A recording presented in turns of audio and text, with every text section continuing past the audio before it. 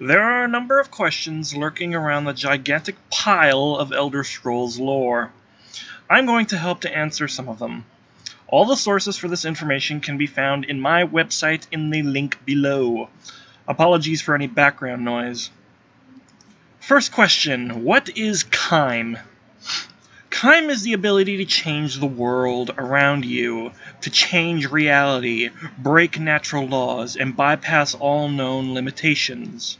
The only known people to achieve Kime are Tiber Septim and Vivec.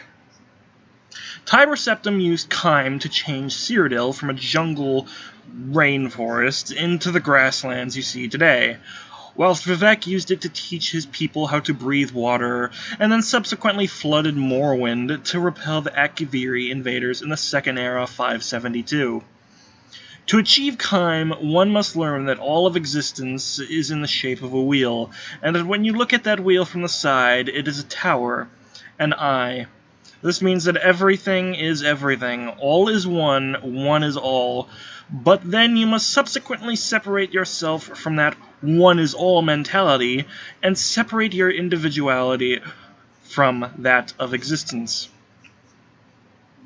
What is a dragon break? A dragon break is when time becomes non-linear, in that it is not one continuous timeline from point A to point B. Let's say for breakfast you wanted waffles, but you also wanted bacon, but you also couldn't afford to eat because you'd miss work. Well, at the end of a dragon break, all of these events occurred at once.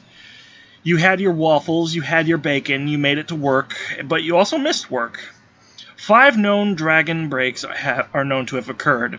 The Time Wound, the Middle Dawn, during the Tiber Wars, and during the Warp in the West. How did the Dwemer disappear?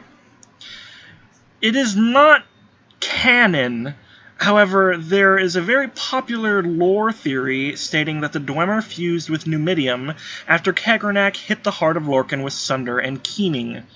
But this is simply a hypothesis and is not canon. Why are there 2 Mannimarcos? First, read above about dragon breaks. Mannimarco became a god during the Warp in the West, allowing him to become the Necromancer's moon.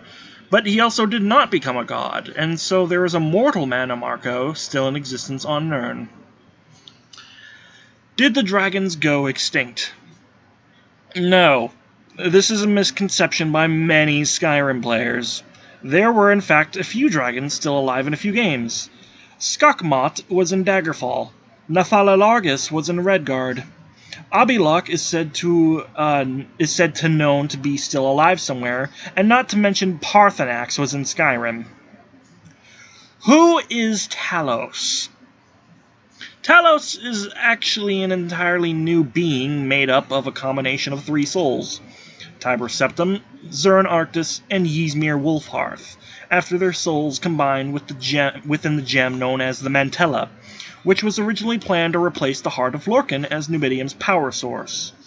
This combination, known as Talos, is sometimes referred to as the Talos Oversoul. What are the Towers? The Towers are a series of towers around Nirn that keep Mundus stable. Each tower has a stone that keeps it active. The first tower was Adamantia, with its stone being the Zero Stone, created during Convention, when Ariel and his followers left Mundus and fled to Aetherius, and is located on the Isle of Balfiera in High Rock. This tower is still active. The second tower is Red Mountain, with its stone being the Heart of Lorkhan. This tower was created when Trinamac ripped out the Heart of Lorkhan, gave it to Ariel, who knocked it onto his bow and shot it across the sky. Where the heart landed, Red Mountain formed, now in modern-day Morrowind. It is still debated if this tower is still active. The third tower is White Gold Tower, with its stone being the Amulet of Kings. It was created by the Ayleids to worship their ancestors in Cyrodiil. This tower is currently inactive. The fourth tower is Crystal Tower, with its stone being a person. This tower was built by the Altmer in the Somerset Isles and is currently inactive after being raided during the Oblivion Crisis by hordes of Daedra. The fifth tower is the Throat of the World, located in Skyrim, with its stone being a cave. This tower was created when Magnus left Mundus and fled to Aetherius with his followers. This tower is currently active. The sixth tower is Green Sap, with its stone being a perchance acorn. This tower is a large grot oak tree located in modern-day Valenwood and is currently active. The seventh tower is Orichalc, with its stone being a sword. This tower is located in Yokuda, west of Tamriel, but it is unknown if it is still active due to the sinking of Yokuda.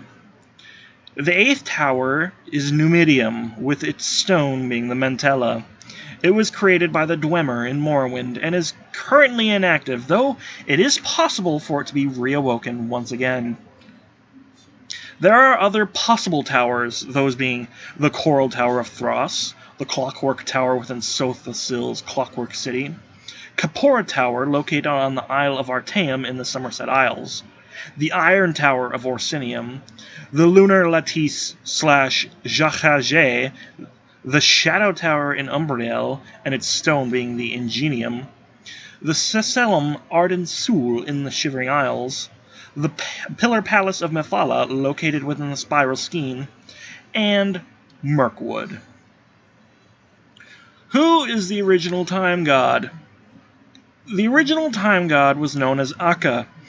He was eventually split into various pieces, similar to breaking a window.